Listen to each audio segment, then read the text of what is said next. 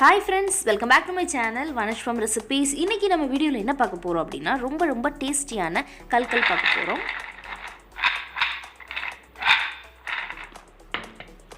எந்த அளவுக்கு கிறிஸ்பியா இருந்துச்சு அப்படிங்கறத பாத்துர்ப்பீங்கல்ல. ஆமா, இந்த கிறிஸ்மஸ்க்கு செய்யக்கூடிய ரொம்ப சூப்பரான இந்த கல்கல் ரெசிபியை நம்ம வீடியோக்குள்ள போய் பாத்துறலாம். அதுக்கு முன்னாடி இப்பதான் நம்ம சேனலை நீங்க ஃபர்ஸ்ட் பாக்குறீங்க அப்படினா பிடிச்சிருந்தா Subscribe பண்ணிக்கோங்க. கூடவே அந்த பெல் ஐகானையும் டிங்னே கிளிக் பண்ணி விடுங்க. அப்பதான் நான் போடுற எல்லா வீடியோஸும் உங்களுக்கு நோட்டிஃபிகேஷன் வரும். நீங்களும் நம்ம வீடியோஸ் மிஸ் பண்ணாம பார்க்கலாம். சரி வாங்க நம்ம வீடியோக்குள்ள போலாம். இதில் வந்து நான் ஒரு 3/4 கப் மைதா மாவு எடுத்து வச்சுருக்கேன். இதை வந்து ஒரு பெரிய பவுலுக்கு ட்ரான்ஸ்ஃபர் பண்ணிக்கிடுறேன். அப்போ தான் நமக்கு வந்து பிசையறதுக்கு கொஞ்சம் ஈஸியாக இருக்கும். நீங்கள் வந்து அகலமான பவுலில் போடும்போது தான் உங்களுக்கு பிசையறதுக்கு ஈஸியாக இருக்கும். ஒடுக்கமான பவுலில் போடாதீங்க. அதனால் நான் பெருசாக எடுத்துருக்கேன். இப்போ இதில் வந்து 1/4 கப் சீனி பொடிச்சு சர்க்கரை எடுத்துக்கோங்க. அதை வந்து இதில் போட்டுக்கோங்க. இதுக்கு நிறைய சுகர்லாம் தேவைப்படாது, மைல்டாக தான் இருக்கணும். அப்போ தான் ரொம்ப டேஸ்டியாகவும் கிறிஸ்பியாகவும் இருக்கும். நீங்கள் வந்து 1 கப் மைதா மாவு யூஸ் பண்ணுறீங்க அப்படின்னா 1/2 கப் சீனி யூஸ் பண்ணிக்கலாம். பொடிச்ச சர்க்கரை அந்த ரேஷியோ பாருங்கள். இப்போ வந்து இதில் வந்து நம்ம நெய் ஆட் பண்ணிக்கலாம். பட்டர் எதுனாலும் நீங்கள் ஆட் பண்ணிக்கோங்க.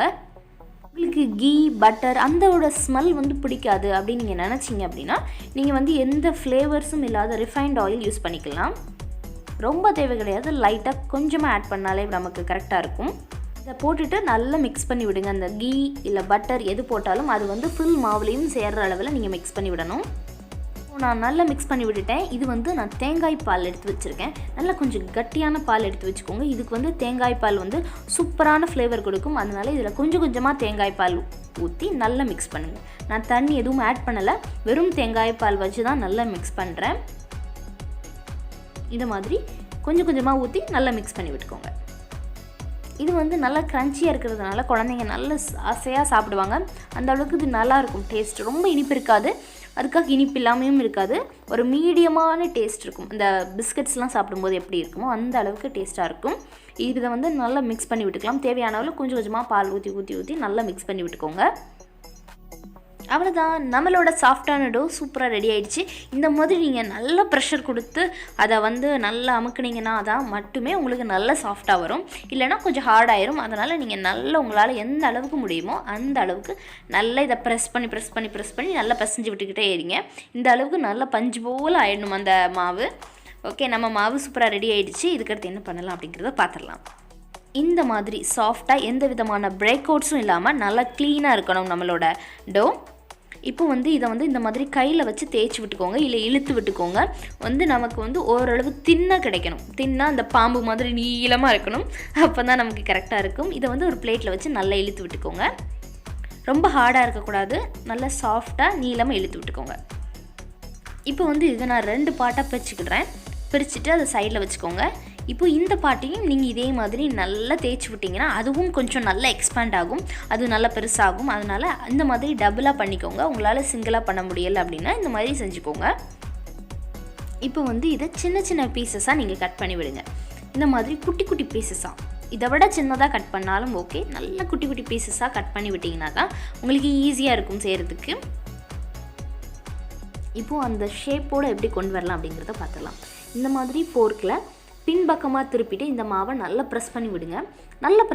உங்களுக்கு ஒரு பிரச்சனையும் இல்லை. நல்லா ப்ரெஸ் பண்ணி விட்டுட்டு இந்த மாதிரி ரோல் பண்ணிங்க அப்படின்னா உங்களுக்கு அந்த ஷேப் வந்து நல்லா கிடைக்கும். அதே மாதிரி ரோல் பண்ணும்போது ஜென்டிலாக ரோல் பண்ணணும், ப்ரெஸ் பண்ணும்போது நல்லா டைட்டாக ப்ரெஸ் பண்ணணும். அவ்வளோதான், ரொம்ப ஈஸி. நான் நிறைய தடவை உங்களுக்கு எப்படி ரோல் பண்ணணும் அப்படிங்கிறத காமிச்சிட்டே இருக்கேன். அப்போ தான் உங்களுக்கு பர்ஃபெக்டாக புரியும். அதுக்காக இந்த மாதிரி ரோல் பண்ணிங்கன்னா பார்க்கவே ரொம்ப அழகாக இருக்கும். அதே மாதிரி நம்ம ஃப்ரை பண்ணும்போதும் அந்த கலர் ரொம்ப என்ஹான்ஸ்டாக இருக்கும். அதனால் இந்த மாதிரி ஷேப்பில் பண்ணுறோம்.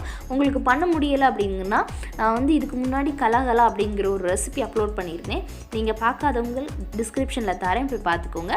அந்த மாதிரி நீங்கள் வந்து சப்பாத்தி மாதிரி போட்டு கட் பண்ணி கூட போட்டுக்கலாம், தப்பு கிடையாது.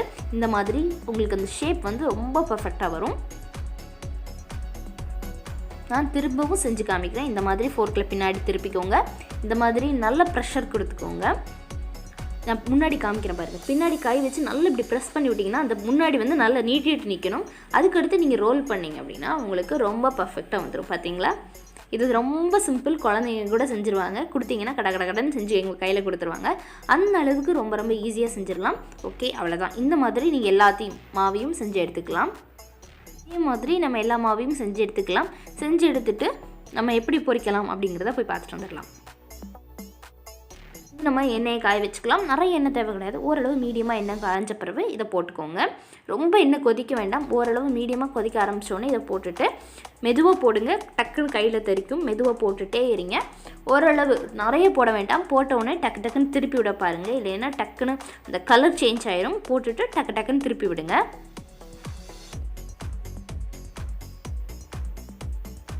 அப்போ தான் உங்களுக்கு கலர் சேஞ்ச் ஆகாமல் அப்படி இருக்கும். ரொம்ப நல்லாயிருக்கும். ஈஸியாக செஞ்சு முடிச்சிடலாம். அதுதான் ரொம்ப ரொம்ப ஃபஸ்ட்டு பாயிண்ட்டு. ஈஸியாக நினச்ச உடனே செஞ்சிடலாம். எந்த வித ப்ராசஸும் தேவை கிடையாது. ஊற வைக்க எதுவுமே தேவை கிடையாது. நினச்ச உடனே ஒரு 10 மினிட்ஸ் அவ்வளோதான் ஆகும். சீக்கிரமாக செஞ்சிடலாம். குழந்தைங்களுக்கு வந்து இந்த ஸ்நாக்ஸ் பாக்ஸுக்கு கொடுத்து விட ரொம்ப நல்லாயிருக்கும். அதே மாதிரி வீட்டுக்கு கெஸ்ட் யாராவது வந்தாங்கன்னா அவங்களுக்கு டக்குன்னு செய்கிறதுக்கு ரொம்ப சூப்பராக இருக்கும். அதே மாதிரி இந்த கிறிஸ்மஸ்க்கு நிறைய பேர்த்துக்கு ஸ்வீட்ஸ் கொடுக்கணும் அப்படிங்கிறதுக்கு இது ரொம்ப ரிச்சான ஒரு ஸ்வீட்டாக இருக்கும். அதே மாதிரி இதில் அதிகமான ஸ்வீட் நம்ம சேர்க்கலை. அதனால யாருனாலும் சாப்பிட்லாம். அந்த அளவுக்கு ஹெவியாக இருக்காது ஸ்வீட்டு. இப்போ வந்து இதோட கலர் கொஞ்சமாக சேஞ்ச் ஆகி நல்லா அந்த டார்க் கலர் கோல்டன் கலரில் வருது. அந்த கலரில் இருக்கணும். ரொம்ப பிளாக்காக விட்டுறாதீங்க. அந்த கோல்டன் கலர் இருக்க வேலையை எடுத்துருங்க. அப்போ தான் உங்களுக்கு பர்ஃபெக்டாக இருக்கும். இதை வந்து நம்ம ஃப்ரை பண்ணும்போது ரொம்ப ஸ்லோ ஃப்ளேமில் தான் வைக்கணும். ஹை ஃப்ளேமில் வைக்காதீங்க. அப்புறம் வந்து கலர் சேஞ்ச் ஆகிடும். நல்லா இருக்காது. அதனால நீங்கள் எவ்வளோ ஸ்லோ ஃப்ளேமில் வைக்க முடியுமோ அப்படி வச்சு ஃப்ரை பண்ணால் தான் பர்ஃபெக்டாக வரும். இப்போ வந்து இதை நம்ம ஒரு பிளேட்டுக்கு ட்ரான்ஸ்ஃபர் பண்ணிடலாம். நம்ம இதே ப்ராசஸ் படி எல்லா கல்கல்ஸையும் போட்டு எடுத்துடலாம். அவ்வளோதான். சீக்கிரமாக போட்டு முடிச்சிடலாம். இந்த மாதிரி ஃபாஸ்ட்டாக போட்டு எடுத்துக்கோங்க. நான் கொஞ்சம் ஸ்பீட் மோட்டில் காமிக்கிறேன். உங்களுக்கு போர் அடிச்சிடக்கூடாது அப்படிங்கிறதுக்காக. கலர் மட்டும் சேஞ்ச் ஆகாமல் பார்த்துக்கோங்க. யாருக்கும் சொதப்பாது. அதே மாதிரி பிகினர்ஸ் கூட ஈஸியாக செஞ்சு முடிச்சிடலாம். அவ்வளோதான். நம்மளோட சூப்பரான கல்கல்ஸ் ரெடி ஆகிடுச்சு. இதை வந்து நம்ம ஒரு பிளேட்டுக்கு ட்ரான்ஸ்ஃபர் பண்ணிடலாம். அவ்வளோதான். நம்மளோட கல்கல் சூப்பராக ரெடி பண்ணிட்டோம். உங்கள் எல்லாத்துக்கும் இந்த ரெசிபி ரொம்ப ரொம்ப பிடிக்கும் அப்படின்னு நினைக்கிறேன். இதை வந்து நம்ம அப்படியே ஒரு ஏர்டைட் கண்டெய்னரில் போட்டு வச்சிட்டோம் அப்படின்னா ஒரு 10 நாள் அப்படியே இருக்கும். ஒரு மாதம் கூட வச்சுக்கலாம். அந்த அளவுக்கு இது வந்து நல்லா கிறிஸ்பியாக இருக்கும். அதே மாதிரி இது நல்லா ஆறுனதுக்கு அடுத்து நம்ம பாட்டிலில் போட்டுக்கலாம். ஆறுனதுக்கு அடுத்து தான் இது நல்லா கிறிஸ்பியாக மாற ஆரம்பிக்கும். அதனால் ஆறுனதுக்கு அடுத்து இதை எடுத்து சாப்பிட்டு பாருங்கள். இன்றைக்கி நம்ம வீடியோவில் இந்த கிறிஸ்மஸ் ஸ்பெஷல் கல்கல்ஸ் எப்படி பண்ணுறது அப்படிங்கிறத பார்த்துட்டோம். உங்கள் எல்லாத்துக்கும் இந்த வீடியோ ரொம்ப பிடிச்சிருக்கும் அப்படின்னு நினைக்கிறேன். பிடிச்சிருந்துச்சுன்னா லைக் பண்ணுங்கள். உங்கள் ஃப்ரெண்ட்ஸ் அண்ட் ரிலேட்டிவ்ஸோட ஷேர் பண்ணுங்கள். மறக்காமல் நம்ம சேனலை சப்ஸ்கிரைப் பண்ணுங்கள். கண்டிப்பாக இதை உங்கள் வீட்டில் ட்ரை பண்ணி பார்த்துட்டு எப்படி இருந்துச்சு அப்படிங்கிறத எனக்கு கமெண்ட் பண்ணுங்கள். உங்களோட கமெண்ட்ஸ்க்காக நான் வெயிட் பண்ணிகிட்டே இருக்கேன். நம்ம சேனலில் இதுக்கு முன்னாடியே கிறிஸ்மஸ் கேக் எப்படி பண்ணுறது அப்படிங்கிறத ஏற்கனவே அப்லோட் பண்ணிட்டேன். பார்க்காதவங்களுக்கு நான் டிஸ்கிரிப்ஷனில் லிங்க் தரேன். நீங்கள் போய் செக் பண்ணி பாருங்கள். உங்கள் எல்லாத்துக்கும் இந்த ரெசிபி ரொம்ப பிடிச்சிருக்கும் அப்படின்னு நினைக்கிறேன். இதே மாதிரி சூப்பரான இன்ட்ரெஸ்டிங்கான ரெசிபிஸோட நான் உங்களை நெக்ஸ்ட் வீடியோவில் சந்திக்கிறேன். Until then, thanks for watching this video. நன்றி, வணக்கம்.